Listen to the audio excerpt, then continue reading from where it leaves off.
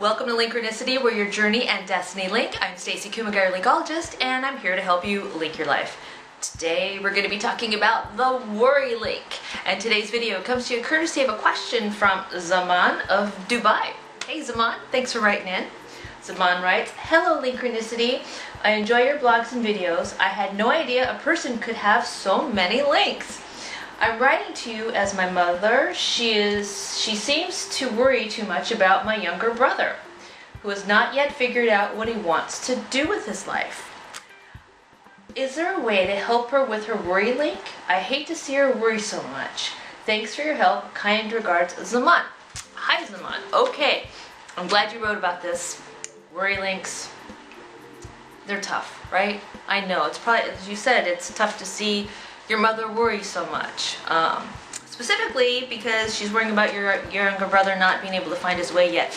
I know, that's a tough one, and you know, Zaman, that your mother worries a lot because she cares. She's worried about your younger brother because maybe you found your way and maybe your other siblings have found their way, and she's waiting for her baby to find his way too, and that's a tough spot. It's a tough spot, and it's natural. Any parent worries that way, you know, it's a natural thing to do. But I understand where you're coming from and the fact that you don't want her to worry so much because it's hard for you to watch. Well, here's the thing. Worrying is a human emotion, but it's also an emotion that we can control.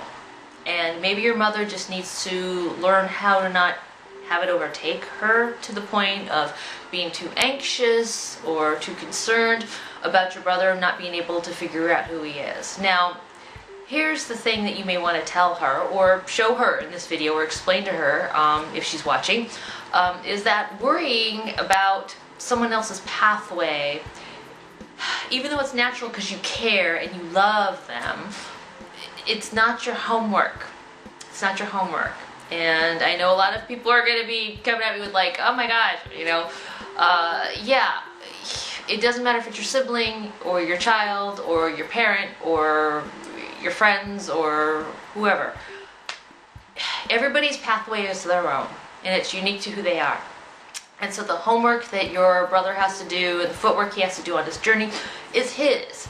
And as much as your mother loves him and worries about him, he does need to figure out everything from his own heart, because if he starts to follow a pathway that is dictated to him by somebody else as to what he should be doing, he's not going to be happy, and then your mom won't be unhappy, and then that creates another whole set of links of that are not really good for her or healthy for her to have. So how we can nip the worry link right now is really important, because the worry link is attached to anxiety and concern and anxiousness and stress, and that causes a bunch of health problems, and we don't need that happening in your mother's life, right?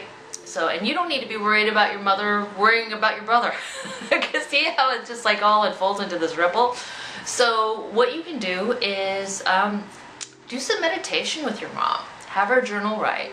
Have her release some of her, you know, over worrying anxiety, and have her be in a proactive place as a part of her health well-being instead of a reactive place. When we worry, we're reactive. We're reacting to somebody else doing or not doing, being or not being, right?